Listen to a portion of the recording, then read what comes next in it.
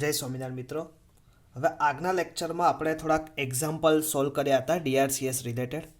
હવે એ જ શ્રેણીમાં આજે આપણે આગળ થોડુંક વધવું છે અને એક એક્ઝામ્પલ સોલ્વ કરવો છે. મિત્રો, આજનો એક એક્ઝામ્પલ એવી રીતનો છે, આપણે સમજે હું ડેટા લખું છું. A singly simply supported beam, a simply supported beam, એની સાઇઝ તમને આપેલી છે 230 into 600 mm. Both terms are mm. Clear? Both terms કેવા છે? mm માં છે. Clear? Overall is reinforced with 4 nose 60 mm diameter bar FE 415. Find total limit state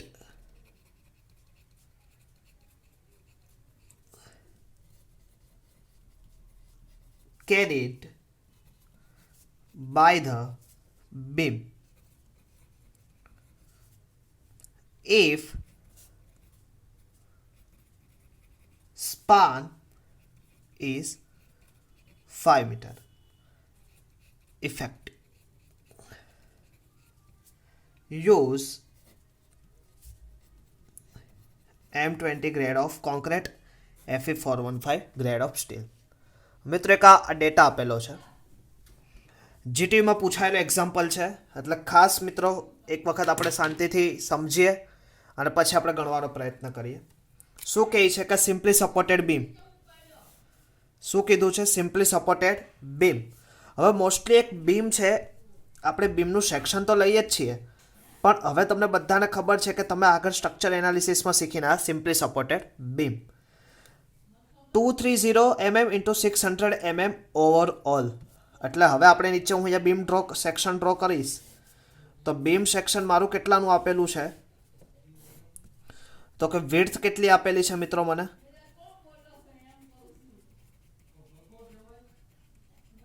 230 mm. હવે તમને ઓવરઓલ કીધું છે. ઓવરઓલ યાની કે કેપિટલ ડી અહીંયા તમને આપેલું છે. ખાસ એક વસ્તુ યાદ રાખજો, 600 mm એન્ડ ઇફેક્ટિવ ડેપ્થ તમને કીધું હોય. હવે ઓવરઓલ કવર, આપણે કવર અહીંયા લઈ લઈએ, બાય એઝ્યુમ કરું તો ઇફેક્ટિવ કવર 50 mm. તો આ કેટલું થશે? 550 mm. Okay, clear? તો ઇફેક્ટિવ કવર મેં અહીંયા પ્રોવાઈડ કર્યું. હવે તમને શું કીધું છે? 4 નોઝ 1 2 3 એન્ડ 4 નોઝ કેટલા mm ડાયામીટર? 60 mm ડાયામીટર બાર. આ શું આપેલું છે? Area of still in tension bar. Clear that? હવે તમને શું કીધું? FE 415 ગ્રેડ કોનો? સ્ટીલનો. પહેલાં રકમ ખાસ વાંચવાની. Total limit state carried by the beam. Load consider કરે. હવે કેટલા લોડ, આપણે કેટલાનો સ્પાન? તો સ્પાન કેટલો છે? 5 મીટર. તો આ બીમનો ઇફેક્ટિવ કીધું છે. જો ઇફેક્ટિવ એટલે કે સેન્ટર ટુ સેન્ટર સ્પાન કેટલો છે બીમનો? 5 મીટર. હવે કયો લોડ છે? પોઈન્ટ લોડ છે, યુડીએલ છે, મને કંઈ જ ખબર નથી. ક્લિયર? તો હવે આપણે એ શોધવાનું છે. ઓકે, હવે ફરીથી એક વખત આપણને વિડ્થ કેટલી આપેલી છે? 230. ડેપ્થ 550. ઇફેક્ટિવ કવર આપણે એઝ્યુમ કર્યું 50 mm. ક્લિયર? અને કેપિટલ ડી આપણી પાસે કેટલું છે? 600. ઓકે, હવે મિત્રો આપણે વાત કરવી છે આગળ.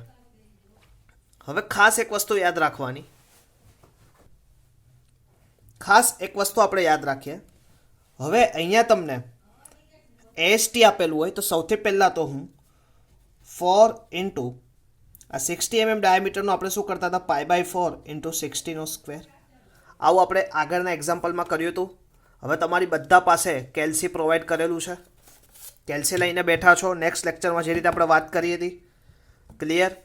તો પહેલાં શું કરવાનું? π/4 ઇન્ટુ 60 સ્ક્વેર. કેટલા નોઝ છે? 4. ફરીથી π/4 કેટલાનું છે 60 સ્ક્વેર. ઓકે, એક સળિયાનું કેટલું આવ્યું 201.06. આપણી પાસે કેટલા છે 4, તો કેટલા થશે 804.24 એટલે 24/7 mm સ્ક્વેર થશે. તો એએસટી મને મળી ગયું. હવે એએસટી આપણને પ્રોવાઈડ થઈ ગયું. ક્લિયર. હવે તમને બીજો કયો ડેટા આપેલો છે તો હું ડેટા અહીંયા જ પ્રોવાઈડ કરી દઉં. તો આપણે અહીંયાથી લખતા જઈએ.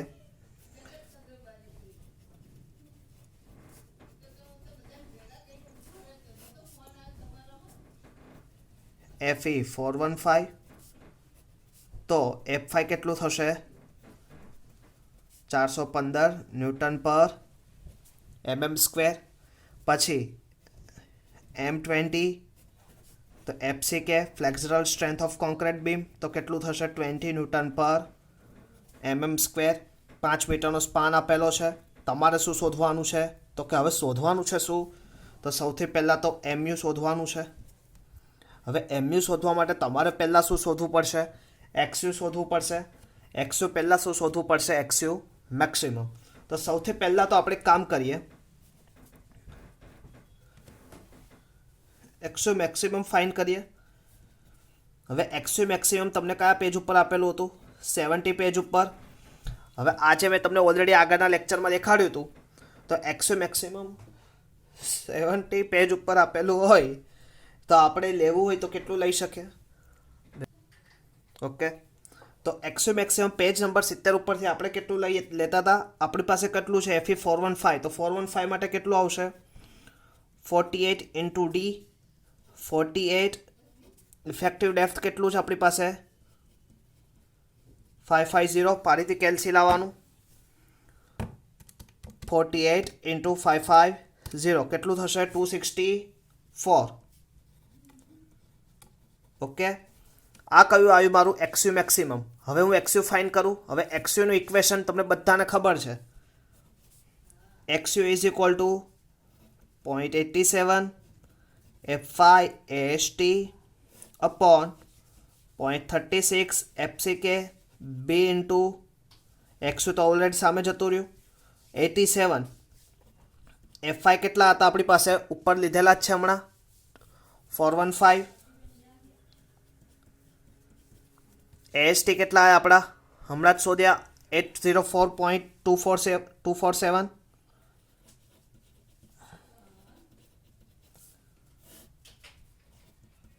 FCK કેટલા છે 36 × FCK 20 newton M20 grade concrete છે. B કેટલું આપેલું છે તો કે 230 mm.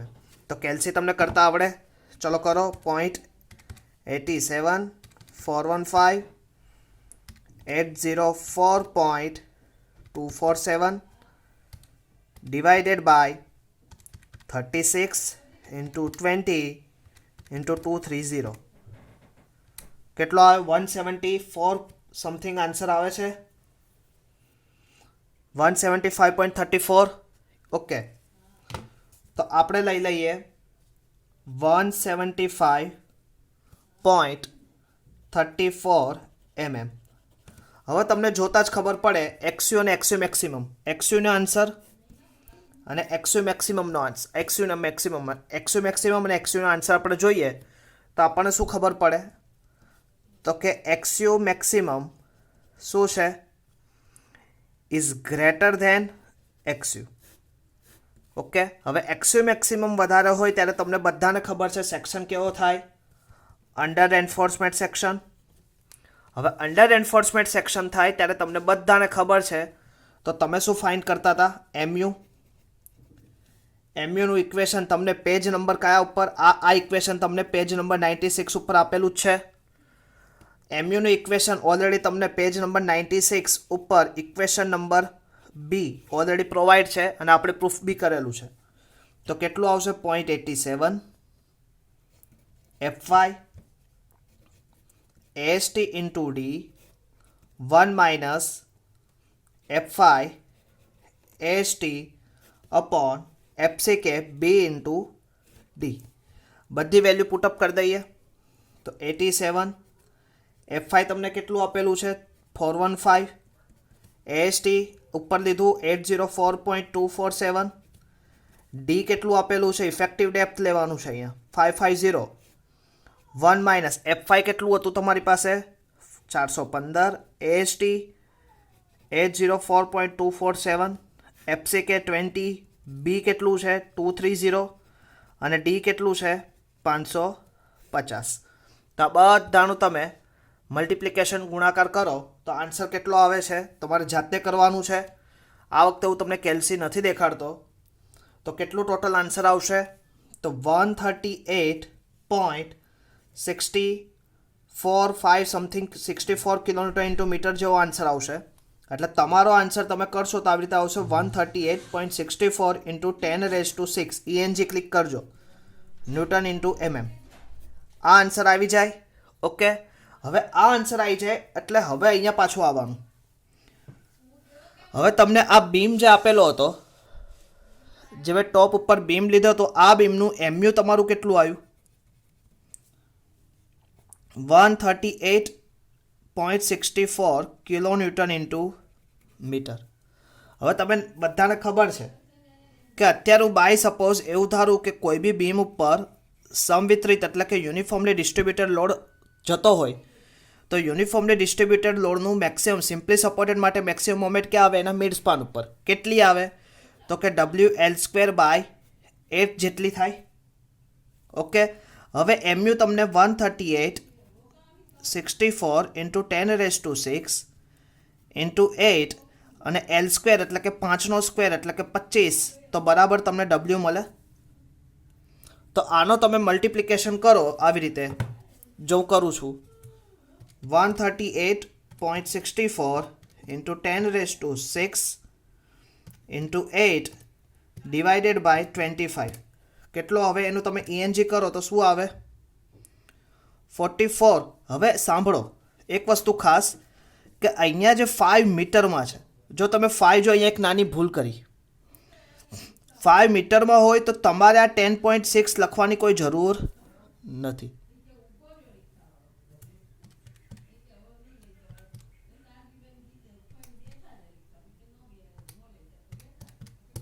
ઓકે, તો કેટલા આવ્યા W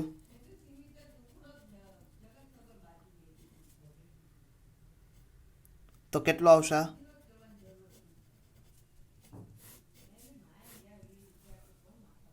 તો આ લોડને અહીંયા તમારે દર્શાવ્યું તો આવી રીતે દર્શાવી શકો તમે.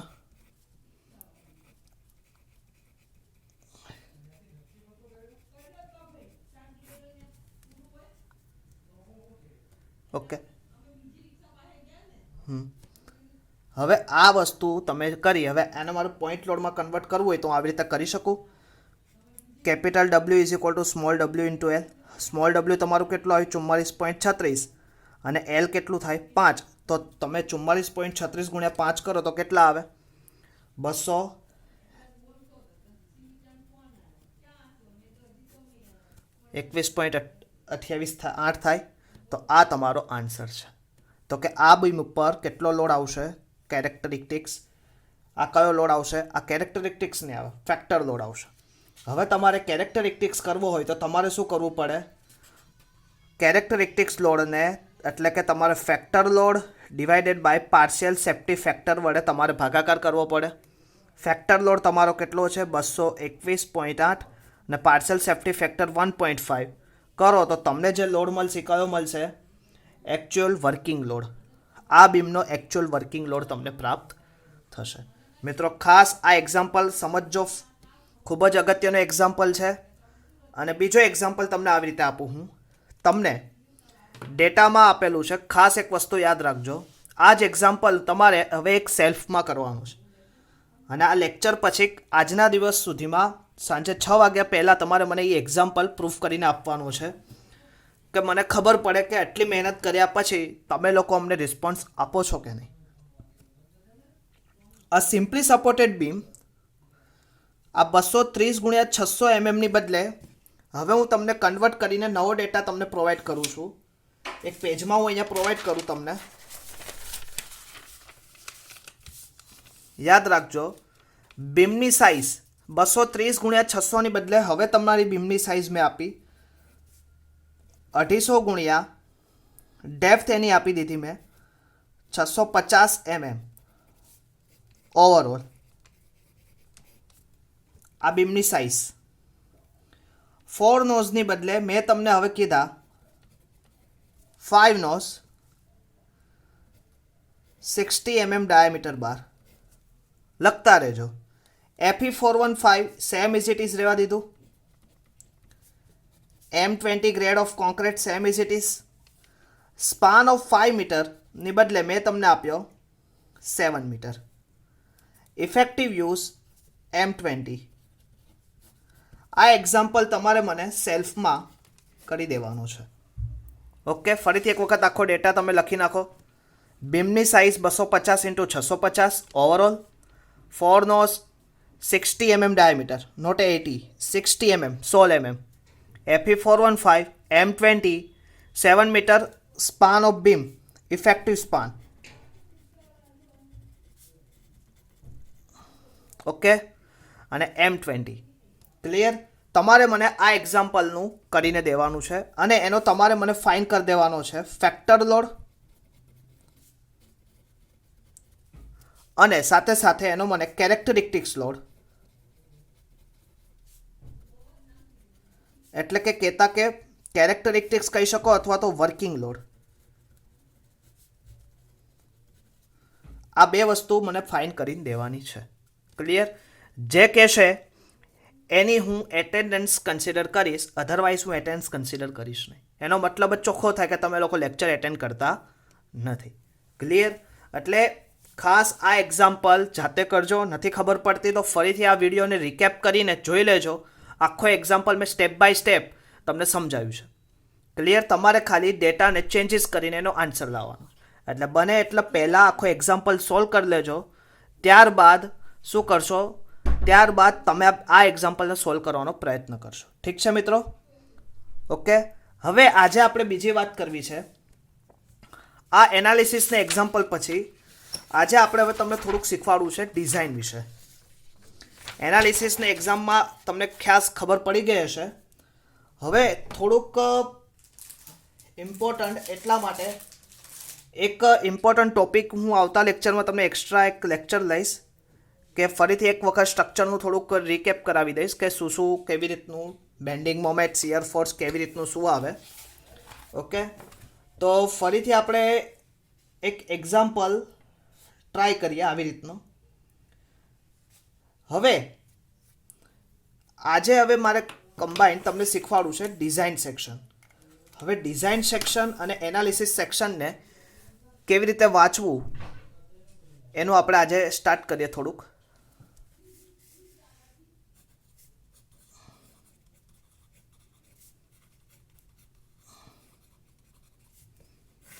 ડિઝાઇન ઓફ બીમ મિત્રો એનાલિસિસ પાર્ટમાં સૌથી પહેલાં હવે હું એનાલિસિસ પાર્ટની થોડીક રિકેપ કરાવી દઈએ આપણે રિકેપ કરી લઈએ ડિઝાઇન આપણે બે પ્રકારે કરતા હતા બીમની ડિઝાઇન એક એનાલિસિસ અને બીજું ડિઝાઇન હવે આજથી આપણે ટોપિક કયો ચાલુ કરીએ છીએ ડિઝાઇન પણ એનાલિસિસ પાર્ટમાં આપણે શું કર્યું હતું કે કોઈ બી બીમનું તમને સેક્શન ક્લાસિફિકેશન કરી દીધું હતું સેક્શન પ્રોવાઇડેડ હવે સેક્શન પ્રોવાઇડેડ એટલે કે એમાં તમને બી અને ડી કહી દીધું હતું ઇફેક્ટિવ કવર તમને પ્રોવાઈડ કરી દીધું હતું નહોતું કર્યું તો તમે એઝ્યુમ કરી લેતા હતા ઓકે હવે આ બી અને ડી બાદ તમને એએસટી કેટલું લીધેલું છે AST number of steel bar provide કરતા હતા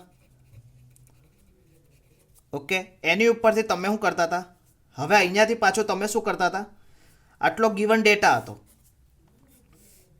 અને આ તમે શું કરતા હતા કેલ્ક્યુલેટ કરીને ફાઇન કરતા હતા તો શું ફાઇન કરતા કેલ્ક્યુલેટ કરીને એક્સયુ મેક્સિમમ એક્સયુ એના ઉપરથી એનું રિલેશન ફાઇન કરતા એક્સયુ એન્ડ એક્સયુ મેક્સિમમ રિલેશન ફાઇન કરીને તમે શું કરતા એમયુ ફાઇન કરતા ઓકે એમયુ ફાઇન થઈ જતું મોમેન્ટ ઓફ રેઝિસ્ટન્સ ફાઇન થાય એની ઉપરથી તમને ખબર પડી જાય આ ઉપરથી તમને રિલેશન ઉપરથી સેક્શન ક્લાસિફાઈ થતું અને સેક્શન ક્લાસિફિકેશન ઉપરથી તમને શું મળતું? એમયુ. સેક્શન કયા કયા હતા એની વિશે આપણે વાત કરી.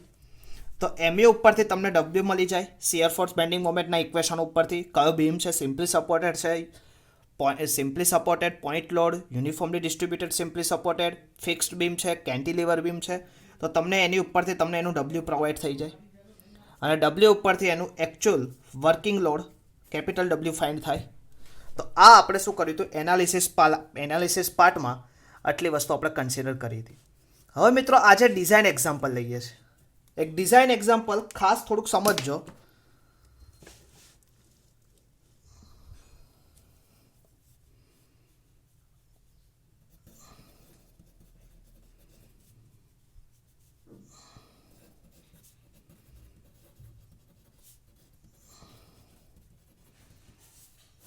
Design of beam section. હવે હું તમને એક ડેટા આપું બાય એક એક્ઝામ્પલ તરીકે.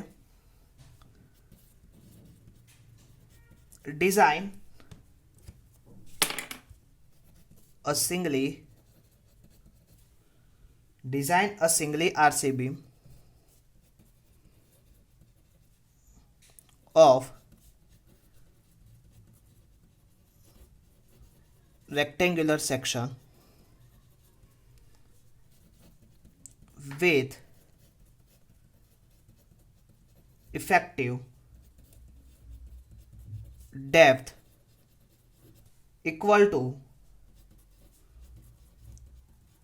twice width of the beam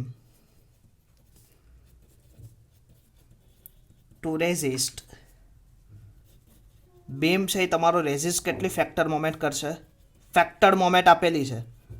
ફેક્ટર્ડ moment કેટલી છે? 120 કિલોન્યુટન ઇન્ટુ મીટર.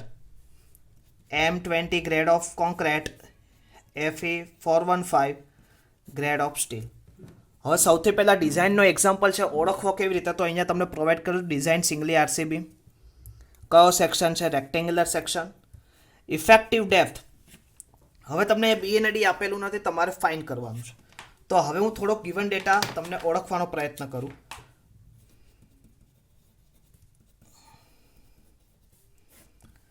ડિઝાઇન કરવાની છે રેક્ટેન્ગ્યુલર સેક્શન, તો અહીંયા પ્રોવાઈડ કરો રેક્ટેન્ગ્યુલર સેક્શન.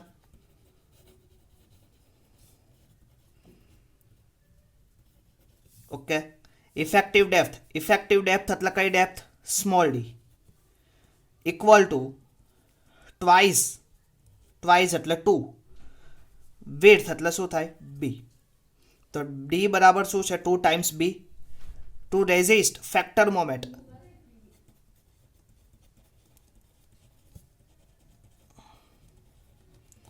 ફેક્ટર મોમેન્ટ કેટલી રેઝિસ્ટ કરે?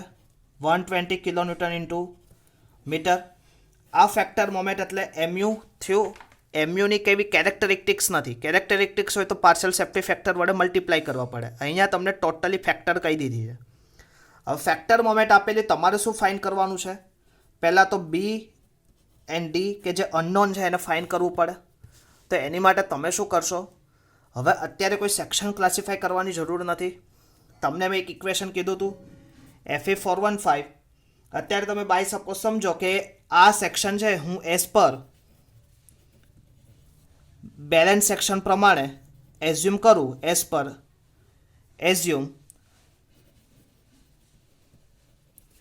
પર ડિઝાઇન બેલેન્સ સેક્શન. તો બેલેન્સ સેક્શન Fe 415 માટે તમને એક ઇક્વેશન મેં કીધેલું હતું એમયુ લિમિટિંગનું. તો 138 FCK BD સ્ક્વેર. હવે એમયુ લિમિટિંગ તમને આપેલું છે તો 120 ઇન્ટુ 10⁶, કેમ કે બી અને ડી એમએમમાં આવશે એટલે 10⁶ પ્રોવાઈડ કરજો ખાસ. 138 FCK M20. વિડ્થ કેટલી છે? Width same as it is. D કેટલું છે તમારું? 2 ટાઈમ બી નો સ્ક્વેર.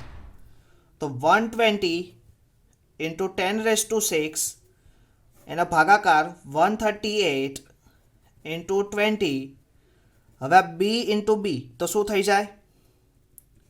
બી ક્યુબ. પણ આ 2નો સ્ક્વેર કેટલો થાય? તો અહીંયા પ્રોવાઈડ કરી દઉં ખબર પડી તમને આ કેવી રીતે આવ્યું? તો તમે કેલ્સીમાં કરી શકો. બી ક્યુબ કેટલું થશે આન્સર આનો total? 120 into 10⁶ divided by 138 visible છે. 138 ઇન્ટુ 20 ઇન્ટુ 4 કેટલો આન્સર આવ્યો? આ ટોટલ આવો આન્સર આવ્યો. હવે તમારે તો શું શોધવાનું છે? બી ક્યુબ. તો તમારે શું કરવાનું? આને બે રીતે કરી શકાય. એક તો શિફ્ટ કરીને એનો રૂટ કરીને આન્સર કરો તો કેટલો આવશે? 2 to 1.51. કેટલો થશે? 2 to 1.51. તો અહીંયા તમે બીનો આન્સર 2 to 1.51 લખી શકો. પણ આપણે બીમની કેવું લેવાનું છે? તો કે 0 આવે એવું લેવાનું, 2 to 1. તો આની બદલે હું કન્સિડર કરું કે તમારા બીમની સાઇઝ 2 to 5 હોય.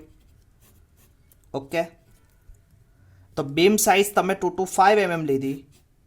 તો ડી કેટલું થશે? તો ડીમાં અહીંયા પ્રોવાઈડ કરો 2 ઇન્ટુ 2 to 5. તો 2 to 5 ઇન્ટુ 2 કેટલું થાય? કેટલું આવશે? 450 ઓકે, તો હવે બીમ ક્લાસિફાય થઈ ગયો. અહીંયા સુધી ખબર પડી ગઈ. તો બીમ તમને ક્લાસિફાય થઈ ગયો. હવે બીમ ક્લાસિફાય થઈ જાય એટલે તમે બીમની સાઇઝ પ્રોવાઈડ કરી શકો. ઓકે, તો હવે હું અહીંયા બીમની સાઇઝ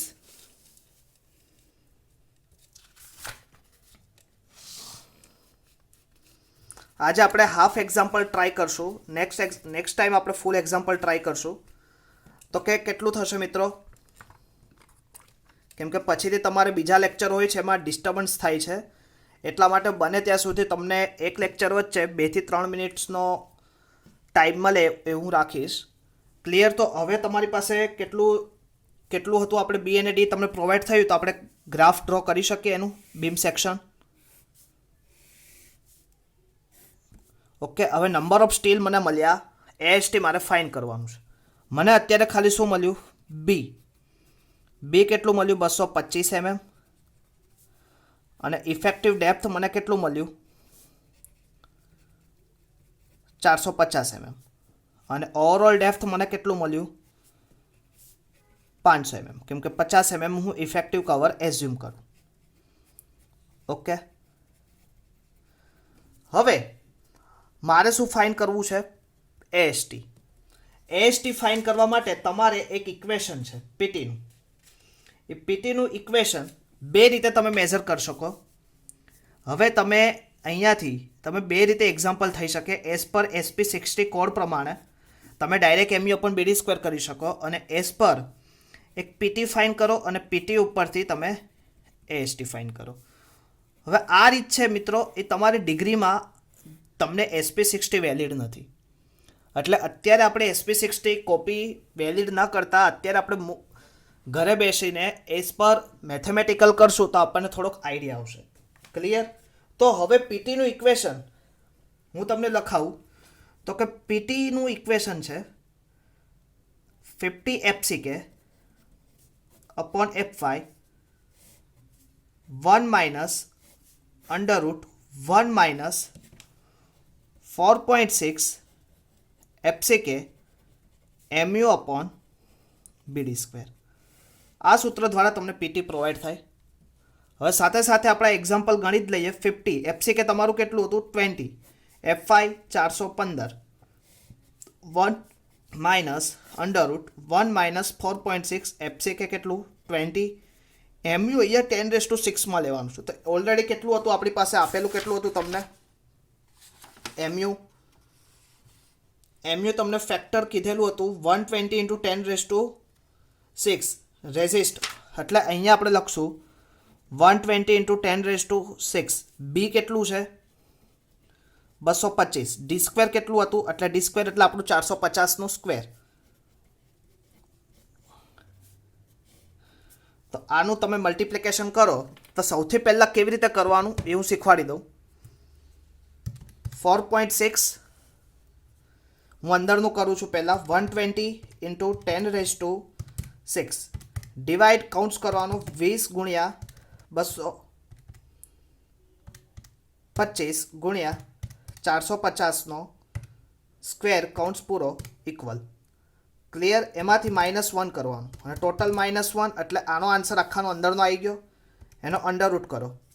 અંડરરૂટ કર્યા પછી પાછો તમારે શું કરવાનું છે? -1 એટલે ટોટલ કેટલો આન્સર આવ્યો આનો?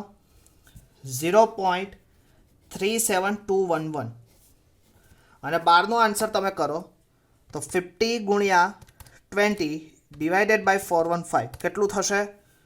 2.40.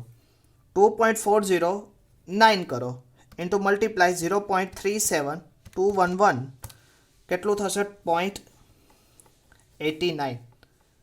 8967% જેટલું તમારું પીટી આવશે. અને પીટી ઉપરથી તમારે એએસટી ફાઇન કરવું હોય તો તમે AST is equal to PT upon 100 B into D. હવે પીટી કેટલું છે તમારું? તો ઉપર જ લીધું 0.8971 અપોન 100 ક્લિયર. એટલું આવે આપણું પીટી. અને બી કેટલું છે તમારી પાસે? વિડ્થ 225 અને ડેપ્થ કેટલી છે તમારી પાસે? 450. તો એનું મલ્ટિપ્લિકેશન તમે કરો 89 71 225 450 ડિવાઇડેડ બાય 100 તો કેટલું થશે? 908.31. તો એએસટી તમારું આવશે 908.31 mm સ્ક્વેર. ઓકે. હવે એએસટી મળી જાય. હવે અત્યારે તમે શું કરતા? પહેલાં તમને નોઝ આપતા, નોઝ ઉપરથી એએસટી કરતા. આગળનો જે એક્ઝામ્પલ આપણે કર્યો હતો તો જોયું હતું અહીંયા. તો નોઝ આપતા, નોઝ ઉપરથી તમે એએસટી કરતા. આ એક્ઝામ્પલમાં કંઈક અલગ છે. એએસટી ઉપરથી તમારે નોઝ ફાઇન કરવાના. તો હવે હું એઝ્યુમ કરું કે મારે 16 mm નો ડાયામીટર બાર પ્રોવાઈડ કરવો છે. ક્લિયર. તો સ્મોલ એએસટી π/4 ઇન્ટુ 60 સ્ક્વેર. તો કે 16ના એક સળિયાનું કેટલું થાય એરિયા? તો કે π/4 ઇન્ટુ 60 સ્ક્વેર 201 પોઈન્ટ સમથિંગ આવશે. 201.06 mm સ્ક્વેર. હવે ટોટલ તમારું એએસટી કેટલું છે? તો કે તમે number of bar is equal to capital AST upon small AST કરી શકો. કેપિટલ એએસટી કેટલું છે? 908.31 અને સ્મોલ એએસટી તમારું કેટલું આવશે? 201.06. તો મલ્ટિપ્લિકેશન કરો તો આન્સર કેટલો